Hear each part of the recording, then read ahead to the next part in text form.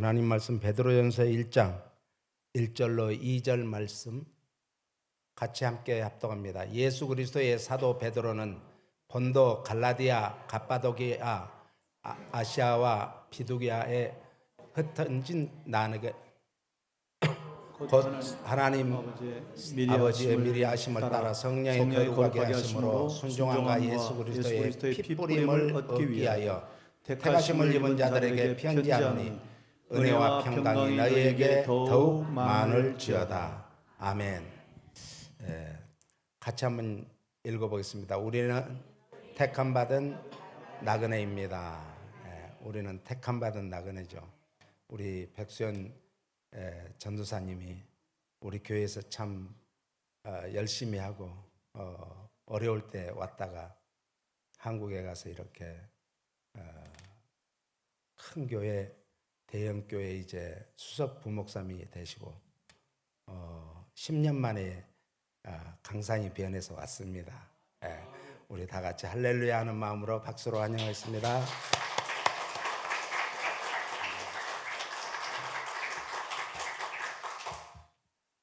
10년 만에 제가 섰습니다. 우리 사랑하는 풍성한교회 성도님들, 영혼이 잘 되고 범사가 잘 되며 강건한 은혜와 축복 넘치기를 주의 이름으로 축원합니다. 저희 집 책장에 감사패가 하나 있어요. 제가 오면서 보고 왔는데 어떤 건지 아십니까? 우리 풍성한교회 사임할 때 받은 거예요. 제가 21년째, 올해 21년째 전도사부터 시작해서 사역하면서 6교회를 섬겼는데 감사패 준 교회는 처음이었습니다. 부교육자한테 감사패를 주는 참 따뜻한 교회였지 생각하면서 이렇게 오게 되었습니다. 2013년 9월까지 여기서 사역을 하고 그해 12월에 한국에 돌아갔다가 10년 만에 이렇게 오게 되었습니다. 오면서 참 많은 기대도 되고 우리 권사님, 장로님들 어떻게 지내셨을까 궁금하기도 하고 또 이곳에서 말씀을 전할 수 있다라니 10년 만에 말씀을 전할 수 있다라니 감격도 되고 또 설교할 수 있는 기회 주신 우리 목사님과 우리 장로님들께 또 감사한 마음으로 이 자리에 섰습니다. 10년 만에 설교를 하게 되는데 제가 어떤 말씀을 나눌까 고민이 되더라고요. 어떤 말씀을 전해야 될까? 10년 만인데 10년 만에 설교할 것을 생각하면서 제가 미국에서 한 7, 8년 살았던 그때를 생각해 봤어요. 그때를 생각하면서 내가 어떤 마음으로 이 미국 땅에서 살아왔었지? 그때 생각해 보니까는 미국에 있을 때는 한국에 가고 싶었고 한국에 돌아가니까는 다시 미국에 가고 싶더라. 그런 생각을 많이 했었던 것 같아요. 그때의 제 마음을 생각해 보면서 오늘 이 풍성한 교회에서 그때 생각하면서 어떤 말씀을 나눌까 하다가 오늘 나눈 말씀, 우리는 택함 받은 나그네입니다. 이 말씀을 전하고 싶다 해서 이렇게 준비해서 왔습니다. 왜 그럴까요? 왜 제가 미국에 있을 때는 한국에 가고 싶고 한국에 있을 때는 다시 미국에 가고 싶고 그랬을까요? 이 땅도 저 한국 땅도 내 땅이 아닌 것 같았어요.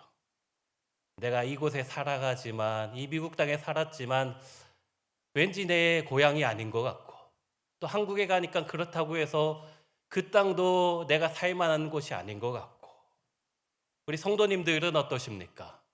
이 미국에서 사시면서 살만하시나요? 한국에 가면 어떨 것 같습니까?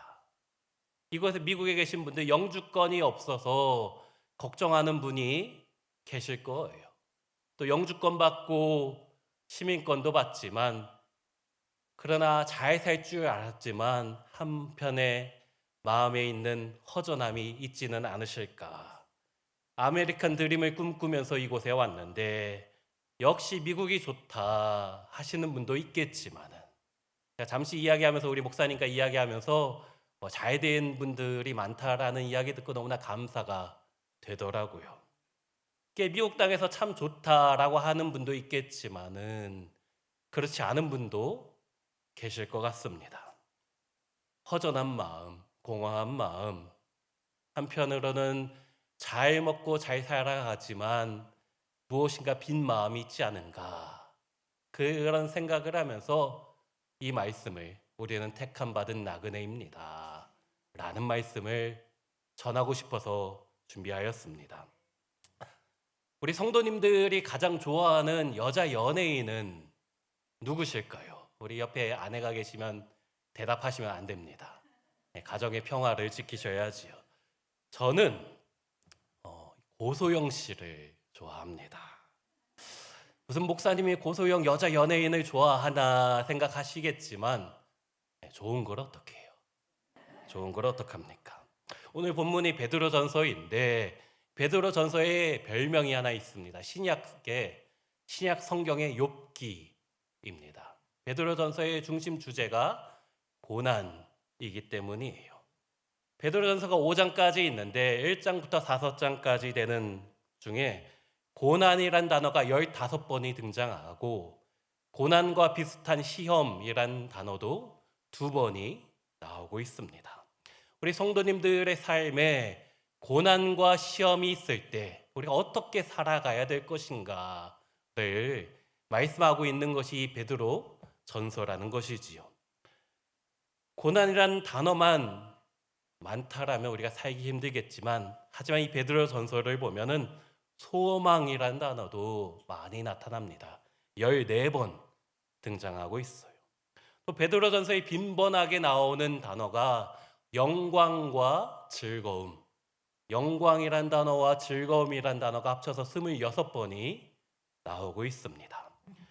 베드로전서를 한마디로 요약하면, 비록 고난 가운데 살고 있지만 주님 주시는 소망이 있으면 언젠가 영광과 즐거움이 찾아온다. 우리 삶 가운데 때로는 힘들고 고난이 찾아온다 할지라도 주님을 붙잡고 소망 붙잡고 살아가면 장차 나타날 영광은 이 땅의 것과 좋게 비교할 수 없다 라는 말씀을 전하는 것이에요. 고난, 소망, 영광 합치면 고소영. 그래서 제가 고소영 씨를 우리 베드로전서 설교할 때 좋아하는 것이에요. 오늘 본문이 베드로전서의 서론인데, 우리 신약성경 모든 서신서의 서론을 보면 누가 썼고 누구에게 썼는가가 나타나고 있지요. 오늘 본문인 베드로전서는 누가 썼습니까? 1절에 예수 그리스도의 사도 베드로, 우리가 잘 아는 예수님의 수제자였던 베드로입니다. 알다시피 그는 예수님을 3번이나 부인하였지요. 죽을까 봐 두려워했던 그입니다. 또 부활하신 예수님을 만나고 나서 고향으로 나는 가겠다. 예수님이 다시 살아나셨지만 난 주님 보기 민망해서 그냥 주님을 떠나가야 되겠다. 갈 수밖에 없었어요. 이 정도면 배신의 아이콘이잖아요. 그런 그가 오늘 본문을 쓰면서 무엇이라고 하고 있습니까? 나는 예수 그리스도의 사도 베드로다. 초대교회 많은 사람이 나의 부끄러운 과거, 흑역사를 알고 있지만 그럼에도 불구하고 나는 예수님의 사도이다 라는 것이지요. 그런 자기 정체성이 너무나 중요합니다. 특별히 힘들수록, 고난 가운데 있을수록 내가 어떤 사람인가 알아야 되는 거예요. 특별히 베드로전서의 시대가 고난이 참 많았는데 1장 6절에 보면 여러 가지 시험으로 근심하고 있다 말씀하고 있고요. 2장 12절에 성도들이 악행을 한다는 말도 안 되는 비방을 하는 사람도 있습니다.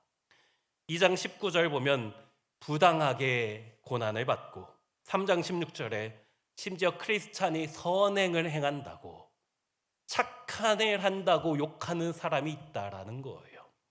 4장 4절에는 크리스찬이 방탕한 삶을 살지 않는다고 비방하고 있습니다. 무슨 소리입니까? 우리는 더러운데 왜 너희 교회 다니는 크리스찬인 너희는 착하게 사냐? 라는 말도 안 되는 이야기를 하고 있는 것이지요. 제가 떠났던 우리 풍성한 교회를 떠났던 10년간 참 많은 일이 있었지요. 특별히 우리 한국교회, 제가 있던 한국교회는 코로나를 겪으면서 참 힘들었습니다. 또 세상의 지탄을 우리 교회가 많이 받았어요. 물론 교회가 잘못한 것도 많이 있지요. 하지만 매스컴이 장난한 것도 참 많습니다. 그래서 많은 성도들이 교회 다닌다고, 예수 믿는다고 말하기 부끄럽다라고 합니다. 여기 미국 교회라고 크게 다르지는 않을 것 같아요. 이 세상이 악하기 때문에, 교회를 싫어하기 때문에 그럴 것 같습니다. 하지만 베드로는 지금 이 말씀을 기록하면서 나는 예수님의 사도이다 라고 자신의 정체성을 당당하게 드러내고 있는 것이에요. 이런 마음이 우리에게도 필요한 것이지요. 나는 크리스찬이다. 나는 예수 믿는 성도이다. 나는 풍성한 교회 성도이다.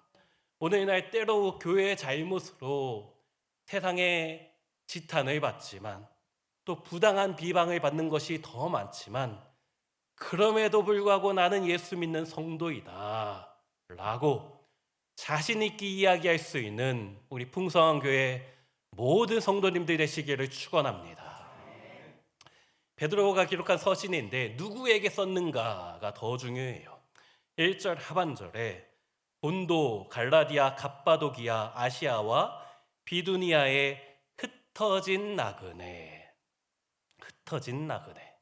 여기 흩어진 헬라어 디아스포라이고 나그네는 파레피데모이라는 단어입니다. 흩어진 나그네. 흩어진 나그네를 세 가지 정도로 의미를 부여할 수 있을 것 같아요. 먼저는 육신적으로 자기의 고향을 떠나온 사람을 나그네라고 하지요. 남의 땅에 살고 있는 사람입니다. 다니엘 시대 때 아수르에게 끌려가고 바벨론에 끌려가면서 자기 유대 땅을 떠날 수밖에 없었던 사람을 처음 디아스포라라고 불렀지요. 오늘도 고향을 떠난 사람을 디아스포라라고 종종 부르게 됩니다. 특별히 베드로전서가 기록된 이 시대에는 종교적인 이유로 또 정치적인 이유로 자신이 살던 터전에서 쫓겨나 먼 곳에 흩어져서 여기저기 떠돌던 사람이 많았다라는 역사 기록이 있습니다. 자기가 살던 고향을 떠날 수밖에 없었던 것이지요. 여기 계신 우리 성도님들도 육신의 고향을 떠나서 지금 이곳에서 살아가고 계시지 않습니까? 디아스포라입니다. 떠나온 이유는 각자 다르실 거예요. 누군가는 새로운 꿈을 위해서, 더 나은 삶을 위해서 큰 결심을 해서 오신 분도 있을 것이고, 어떤 분은 어쩔 수 없이 쫓겨나듯이 고향을 버릴 수밖에 없던 그런 분도 계실 것입니다. 그 어떤 이유가 되었든 육신의 고향을 떠나온 사람이 디아스포라, 나그네라는 것이지요. 이 흩어진 나그네의 두 번째 의미는 사회적으로 핍박받고 소외된 사람을 가리킵니다. 이 파레피데모이란 단어는 로마 시대의 특정 계층을 의미했는데 일반 시민, 평민보다 밑의 계층, 하층민, 무시받는 게 당연한 사람을 이 파레피데모이라고 불렀습니다. 로마 시대 문헌을 보면 결혼도 쉽게 할 수 없었고 토지를 갖는 것도 재산을 상속하는 것도 또 투표에 법적인 제한이 있었고 평민보다 더 많은 세금과 더 혹독한 처벌을 받던 사람이 이 파레피데모이입니다. 또한 지역에 있던 주민들에게 혐오와 의심 가운데 살던 아웃사이더가 이 나그네 파레피데모이입니다. 코로나 시대를 겪어온 우리 크리스찬과 상당히 비슷한 것 같아요. 근데 흩어진 나그네의 더 중요한 의미, 세 번째 의미는 성경에서 말하는 나그네라는 것은 영적으로 하늘 나라를 떠나서 이 땅 가운데 살아가고 있는 모든 성도를 가리키는 것이지요. 순례자라고 하지 않습니까? 천국 백성이었는데 하나님의 뜻하신 바가 있어서 이 땅 가운데 한국이 될 수도 있고 미국이 될 수가 있고 어느 곳이든지 이 땅에서 살면서 우리가 나왔던 고향 천국을 소망하며 사는 그 순례자, 그를 나그네라고 하는 것이지요. 하지만 정체 없이 떠나는 것이 아니라 분명한 목적을 가지고 천국이라는 확실한 목표를 가지고 살아가는 사람, 그를 나그네라고 성경은 말합니다. 창세기를 보면 아브라함도 야곱도 하나님의 큰 축복을 받아서 그 땅에서 잘 살았지만 자기 자신이 나그네라고 부르며 살았습니다.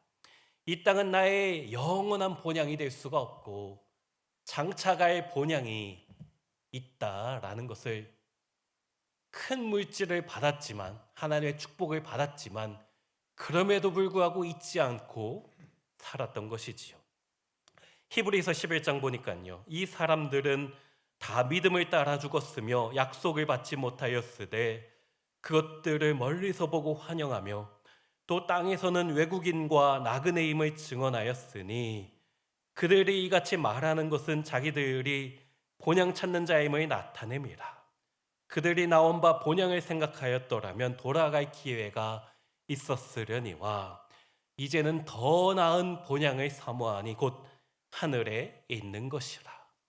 이러므로 하나님이 그들의 하나님이라 일컬음 받으심을 부끄러워하지 아니하시고 그들을 위하여 한 성을 예비하셨느니라. 살아가고 있는 땅이 있지만 더 나은 본향이 있다라는 것을 잊지 않고 그날 그곳에 갈 그날을 기대하며 살았던, 천국을 소망하며 살았던 아브라함도 야곱도 또 우리 모든 성도가 그렇게 살아간다라는 것이지요. 저 천국은 물론 이 미국 땅도 좋지만 이 땅과는 비교도 할 수 없을 만큼 더 나은 본향이다, 주님이 말씀하고 있어요. 같은 말씀을 베드로가 오늘 본문에서 이야기하는 것입니다. 너희는 지금 흩어진 나그네로 살아가고 있지만 세상의 비방을 받고 때로 세상의 조롱을 받지만 너희의 본향은 여기가 아니란다.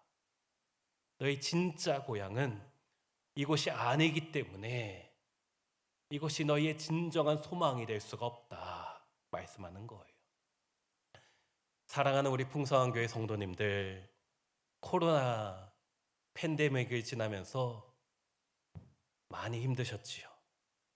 물질적으로도 어려웠고 또 육체적으로도 많이 힘든 분도 계셨을 것입니다. 돌아가신 분도 계셨을 거예요.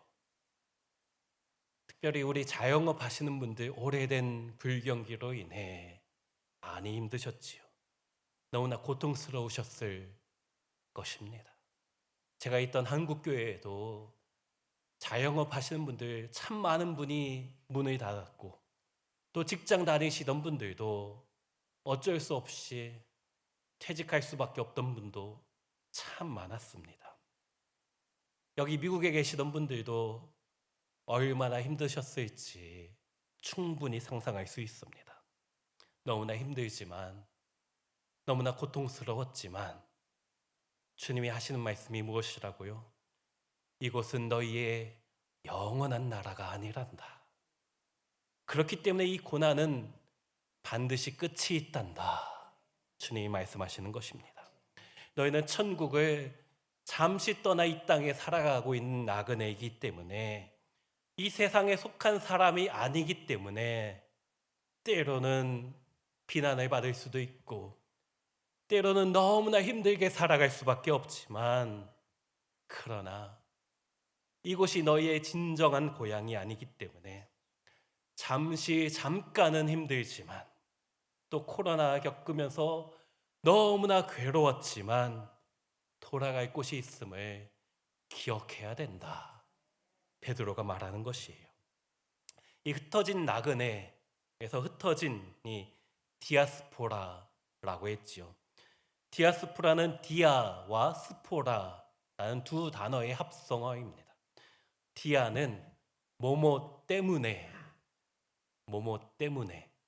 스포라는 뿌리다. 스프레이, 우리가 잘 아시죠? 뿌리다. 디아스포라는 무엇 때문에 뿌려졌다라는 의미입니다. 왜 그런지 알 수 없지만, 왜 힘든 이 땅 가운데 살아갈 수밖에 없지만, 나는 모르겠지만 주님의 무엇인가, 주님의 때문에가 있기 때문에 우리가 이 땅 가운데 살아가고 있는 것이에요. 나는 이 고통의 원인을 알 수 없지만, 물질적으로 너무나 힘들었고 질병으로 인해 고통받았지만, 이 땅에서 살아간다는 것이 너무나 괴로울 때가 있었지만, 미국이면 한국보다 더 낫겠지 하고 이 땅에 왔는데도 이것도 왜 살기가 힘든지 나는 그 이유를 잘 모르겠지만, 주님이 우리를 흩어서 이곳에 뿌리신 목적, 그 때문에가 있다라는 것입니다. 주님의 계획, 주님의 그 이유가 있기 때문에 우리가 단순히 나그네라는 초라한 존재로 살아가는 것이 아니고, 주님의 목적이 있는 우리는 흩어진 나그네라는 것이지요. 그 흩어진 나그네를 2절에서 이렇게 말합니다. 곧 하나님 아버지의 미리 아심을 따라 성령이 거룩하게 하심으로 순종함과 예수 그리스도의 핏부림을 얻기 위하여 택하심을 받은 자들에게 편지하노니 은혜와 평강이 너희에게 더욱 많을지어다. 흩어진 나그네, 세상에서 무시받고 멸시천대받는다 할지라도, 그러나 너희는 택하심을 받은 존재이다. 내가 널 지명하여 불러나니 너는 내 것이다. 주님 말씀하는 것이에요. 그냥 나그네가 아닙니다. 택하심 받은 나그네라는 것이지요. 이 택하심은 2절에서 세 가지로 묘사하고 있는데, 먼저 하나님 아버지의 미리 아심을 따라 택하심 받았다. 하나님께서 저와 우리 성도님들을 너무나 잘 알고 계십니다. 우리의 상황, 우리의 형편, 우리 어떻게 살아가고 있는지, 때로 힘든 것들 주님이 다 알고 계시고, 주님께서 축복해서 얼마나 하나님께 감사하고 있는지 주님이 알고 계신다라는 것이지요. 때로 남들에게 말 못할 사정까지도 성도들에게는 이야기하지 못하겠지만 주님은 다 알고 계신다라는 거예요. 시편 139편에 여호와여 주께서 나를 살펴보셨으므로 나를 아시나이다. 주께서 내가 앉고 일어섬을 아시고 멀리서도 나의 생각을 밝히 아시오며 나의 모든 길과 내가 눕는 것을 살펴보셨으므로 나의 모든 행위를 익히 아시오니 여호와여 내 혀의 말을 알지 못하시는 것이 하나도 없으시나이다. 하나도 없이 다 알고 계셔요. 내가 말하는 거, 내가 생각하는 거, 내가 행동하는 거, 나의 아픔까지도, 나의 슬픔까지도, 나의 상처까지도 주님이 알고 계십니다. 그 하나님이 아모스에 보니까 내가 땅의 모든 족속 가운데 너희만을 알았나니, 여기 안다라는 것은 사랑한다, 택하였다라는 의미죠. 내가 너희만 사랑한다. 풍성한 교회 성도들아, 이 땅의 수많은 사람들 중에 내가 너 한 사람을 사랑한다.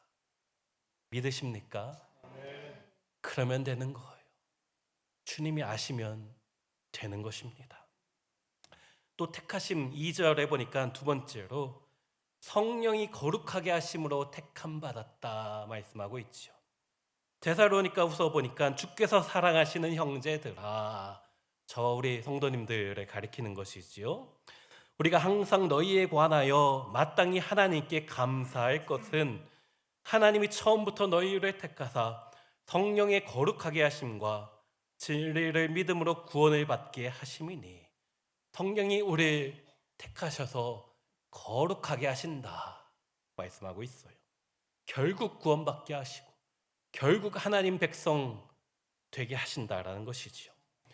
그렇기 때문에 때로 우리 삶 가운데 있는 아픔은, 때로 우리 가운데 있는 고난은, 어려움은 우리 성령께서 성도들을 빚으시고 아름답게 단련시켜 가시는 그런 도구, 축복의 도구라는 것이지요. 모든 환경이 우리 영적인 성숙을 위한 하나님의 도구인 줄로 믿습니다. 그래서 본문 2절에 나오는 것처럼 성령의 거룩하게 하심으로 순종하면 되는 것이에요. 사랑하는 우리 성도님들, 이 말씀에 성령의 거룩하게 하심에 순종하여 주님을 더욱 닮아가시는 모든 성도님들이 되시기를 축원합니다. 세 번째, 우리를 택하심은 2절 보니까 예수 그리스도의 핏부림을 얻기 위하여 택하셨다 말씀하고 있어요. 출애굽기 24장 보니까 하나님과 이스라엘 백성 사이에 약속, 언약식을 체결하는 장면이 나오는데, 시내산에 단을 쌓고 단 위에 12기둥을 세우고 제물을 드렸습니다. 제물의 피를 받아서 피의 절반을 단에 뿌리고, 그리고 나서 모세가 하나님의 약속의 말씀을 선포하였지요. 그 말씀을 들은 이스라엘 백성은 우리가 다 그 언약의 말씀에 순종하겠습니다 결단하면서 외쳤습니다. 그러자 모세가 이는 여호와께서 이 모든 말씀에 대하여 너희와 세우신 언약의 피니라 라고 외치며 남은 제물의 피 절반을 백성들에게 피를 뿌리는 것이에요. 그 모든 과정을 통해서 이스라엘이 하나님의 언약의 백성으로 언약이 체결되는 것이지요. 오늘 본문에서 베드로가 그 출애굽기의 그 장면을 가지고 설명을 하는데, 예수 그리스도의 핏부림으로 너희가 하나님의 백성이 되었다. 거룩한 주의 자녀가 되었다. 예수님의 십자가의 죽으심과 부활로 너희는 이제 영원한 주님의 자녀, 택하심 받은 나그네가 되었다라는 것입니다. 미래적 의미입니다. 한번 핏부림으로 구원받은 것이 아니고 예수님의 희생의 피를 통하여서 하나님과 하나님 백성 사이에 끊임없이 지속되는 교제, 계속적인 죄 용서를 받으며 살아가게 되었다라는 것입니다. 그러고 보면 이 2절에 나오는 말씀들 보니까 성부 하나님의 택하심은 과거의 의미고, 성령의 거룩하게 하심은 현재적 의미이고, 예수 그리스도의 핏부림으로 순종에 이르게 한다라는 것은 미래적인 의미입니다. 우리의 구원은 성부, 성자, 성령 하나님이 합력하셔서 우리의 과거, 우리의 현재, 우리의 미래까지 지속적으로 택하시고 피 뿌려주시고 하나님의 자녀답게 거룩하게 완성시켜 가시는 성부, 성자, 성령 하나님의 함께 일하심인 것입니다. 얼마나 위대한 구원입니까? 그것을 누구에게 베푸셨다고요? 흩어진 나그네 살아가고 있는, 이 땅에서 상처 가운데 힘들게 살아가고 있는 우리에게 베푸신 위대한 사랑이라는 것이지요. 그런 우리에게 주님이 하시는 말씀이 오늘 본문 마지막에 은혜와 평강이 너희에게 더욱 많을지어다. 은혜와 평강이 너희에게 더욱 많을지어다. 여기 은혜와 평강은 신약 성경의 정형적인 축복의 말씀이지요. 사실 이 신약 성경에 기록된 이 로마 시대의 헬라인들의 인사는 기쁨이라는 카이레인이라는 단어였습니다. 기뻐하기를, 행복하기를 이란 단어였어요. 하지만 우리 크리스찬은 이 카이레인, 기쁨이란 단어를 카레스, 은혜로 바꿔서 불렀습니다. 너희에게 은혜가 있기를. 또 평강, 그것은 히브리어 구약 성경의 히브리어 샬롬에서 온 단어이지요. 은혜와 평강이 있어야 된다 라는 것입니다. 우리 성도님들 얼마나 기쁘게 살고 계십니까? 카이레인이 얼마나 있으실까요? 그런 분도 있겠지만은 만약 그렇지 못한 분이 계시다라면 매일매일의 삶이 천국이 아니라 지옥처럼 느껴지는 분이 계시다면요. 육신의 질병으로 인해 차라리 주님 앞에 빨리 가고 싶다. 제가 섬기는 교회도 그런 분이 참 많아요. 차라리 너무 괴로우니까 천국 빨리 가고 싶다. 기쁨이 없는 시대에, 도저히 기쁨이 안 나오는 시대, 이곳에 계신 분들도 그렇게 살아가고 있는 분이 충분히 있을 것입니다. 하지만 주님의 은혜가 있다면 살 수 있는 거예요. 주님 주시는 평강이 있어야지만 살 수가 있다는 것입니다. 이 말씀은 민수기 6장, 우리가 잘 아는 말씀일 거예요. 그 말씀을 생각하게 합니다.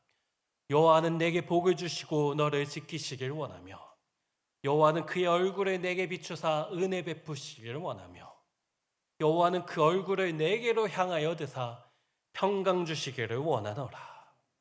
하나님께서 출애굽기 민수기에서 제사장들에게, 백성들에게 이렇게 말씀하며 선포하라, 축복해 주어라 하였는데, 하나님께서 제사장에게 왜 이렇게 선포하라고, 왜 이렇게 축복해 주라고, 은혜와 평강이 있을지어다 이렇게 축복하라고 하셨을까요?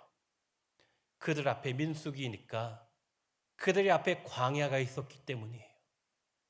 광야 생활이 그들 앞을 기다리고 있었기 때문이죠. 먹을 것도 없고 마실 것도 없는 광야. 꼭 있어야 되는 것은 없고 없으면 좋겠는 것들만 가득했던 광야. 불뱀도 있고 전갈도 있고, 우리 인생 가운데 이런 아픔이, 질병이 찾아오는지, 그런 광야, 출애굽한 이스라엘 백성 앞에 광야가 있었기 때문에 그 먼 길을 떠나기 전에 너희에게 하나님이 복을 주실 것이다, 은혜 베푸실 것이다, 평강 주실 것이다 라는 것이죠. 광야에 있기 때문에 두려웠습니다. 그래서 주님 주시는 축복이 없으면, 은혜와 평강이 없으면 도저히 살 수가 없기 때문이에요. 베드로도 오늘 말씀에서 같은 마음을 가지고 이야기하는 것입니다. 은혜와 평강이 더욱 많을지어다. 재미있는 것이 바울의 서신을 보면, 13개의 서신을 보면 은혜와 평강이 있을지어다 하는데, 베드로는 오늘 말씀에서 은혜와 평강이 더욱 많을지어다 하고 있어요. 왜 그럴까요? 베드로가 살던 사람들, 그 시대 사람은 은혜와 평강이 조금 있어서는 도저히 살 수가 없기 때문이지요. 주님이 은혜를 조금 주시면 너무나 힘들기 때문입니다. 적당한 은혜 가지고는 살 수가 없는 것이지요. 우리 성도님들도 마찬가지잖아요. 주님 주시는 은혜가 조금 있어서는, 평강이 조금 있어서는 이 땅에서 도저히 살 수가 없습니다. 광야 같은 인생, 주님의 은혜, 주님의 평강이 없다라면 살 수가 없기 때문에 우리의 힘으로 감당할 수 없는 것이 우리 인생이다 라는 것이지요. 그래서 세상이 줄 수 없는 은혜, 세상이 줄 수 없는 평강이, 세상이 줄 수 없는 축복이 우리에게 필요한 줄로 믿습니다. 이것이 베드로를 통해서 우리 풍성한교회 성도님들에게 오늘 주시는 말씀인 줄로 믿습니다. 말씀을 마무리하면서 하나의 예화를 들고 싶어요. 1900년대 초에 셰무엘 모리슨이라는 선교사님이 아프리카에서 25년간의 사역을 마치고 이제 은퇴를 하면서 고국인 미국에 돌아오는 배를 타고 이제 도착했습니다.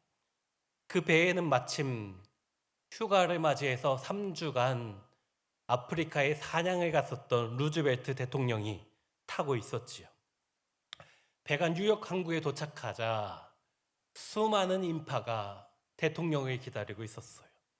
깃발이 나부끼고 오색 풍선이 떠다니고 악단이 아름다운 연주를 하고 대통령은 수많은 시민의 환호와 갈채 가운데 배에서 내려서 레드카펫을 걸어가고 있었지요.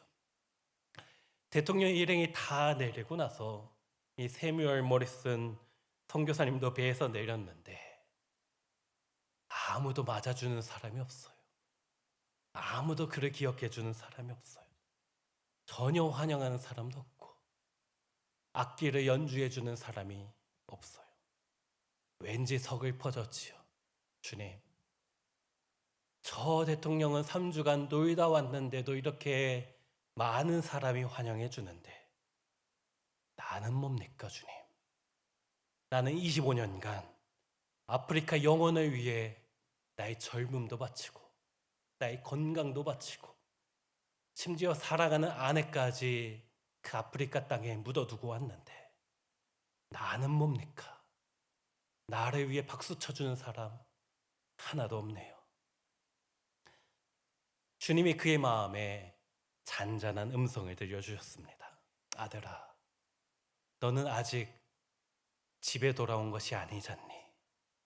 이 땅은 네가 환영받을 고향이 아니잖아. 그러니 여기서 너를 환영하는 사람이 없는 것이 당연하잖니. 우리도 마찬가지예요. 주님, 나는 뭡니까? 아메리칸 드림을 꿈꾸며 이 땅에 사는데 왜 난 이렇게밖에 못 사는 겁니까? 주님, 나는 뭡니까? 하고 싶은 분이 여기도 계실 것 같아요. 하지만 이 땅은 흩어진 나그네 또 살아가는 것뿐이지 때로 소외되고 가진 것 없이 살아간다 할지라도 괜찮습니다. 물질적으로 힘들어도 괜찮아요. 건강이 안 좋아서 너무나 고통스럽지만 괜찮습니다. 여기는 우리의 환영받는 고향이 아직은 아닙니다. 아직은 우리가 도착하지 않았어요. 비록 이 땅 가운데 힘들게 살아가지만 이 땅에서는 환영받지 못하지만 우리는 택함 받은 나그네이기 때문에 저 영원한 본향 천국에서 주님께서 지금 풍선도 준비하고 계시고 악단도 준비하고 계시고 대대적인 환영잔치를 준비하고 계신 줄로 믿습니다. 주님이 하시고 하나님이 하시고 예수님이 날마다 피 뿌려주시고 성령이 거룩하게 하셔서 잠깐 있는 이 세상에서 세상의 유혹, 그 욕심에 넘어지지 않을 수 있는 것이에요. 때로 질병으로 너무나 힘들지만 물질적인 어려움 때문에 이렇게 살아가는 것이 맞는 것인가? 주님, 나는 도대체 뭡니까? 원망도 되고 탄식뿐이지만 때로 우리 관계의 어려움으로 믿음이 흔들릴 때도 있지만 그러나 보이지 않지만 너무나 크고 위대하신 하나님, 살아계신 하나님이 또 삼위 성부 성자 성령 하나님이 합력하여서 은혜와 평강을 주실 줄로 믿습니다. 은혜와 평강을 그냥 주시는 게 아니라 더욱 많이 주실 줄로 믿습니다. 그렇기 때문에 광야 같은 세상, 이 인생길에 때로 버림받은 것 같다 느껴질지라도 우리는 목적이 있는 택함 받은 나그네라는 믿음 가지고 날마다 주님 붙잡고 승리하며 살아가시는 우리 모든 성도님들이 되시기를 주의 이름으로 축원합니다. 제가 기도합니다. 사랑의 하나님, 하나님, 우리 풍성한 교회 성도님들, 주님께서 얼마나 사랑하시고 얼마나 귀하게 여기시고 주의 택함 받은 백성으로서 피 뿌려주시고 거룩하게 하게 하시는 주님의 사랑받는 백성인 줄 믿습니다. 그렇기 때문에 때로는 이것이 맞는지, 때로는 주님이 실수하고 있는 게 아닌지, 내 인생 가운데 주님께서 잘못 인도하고 계시는 것이 아닌지 답답하고 원망도 되고, 왜 주님 나한테만 그러십니까? 고통스러울 때도 있지만, 그러나 나는 택함 받은 주의 백성이요, 삼위 하나님께서 지금도 합력하여 나를 위해 일하시고 나그네 같은 이 세상에서 영원한 본향으로 갈 그날이 반드시 있을 것을 믿고, 그때까지 주님이 주시는 은혜와 주님 주시는 평강이 더욱 많을 것을 믿고 살아갈 수 있는 우리 풍성한 교회 모든 성도들 되게 하여 주시옵소서. 이 땅에 너무나 힘들어서 주님 없이는, 주님의 은혜와 축복 없이는 도저히 살 수 없음을 날마다 고백하며 주님 붙잡고 승리하는 모든 성도 되게 하여 주시옵소서. 감사합니다. 예수님의 이름으로 기도합나이다.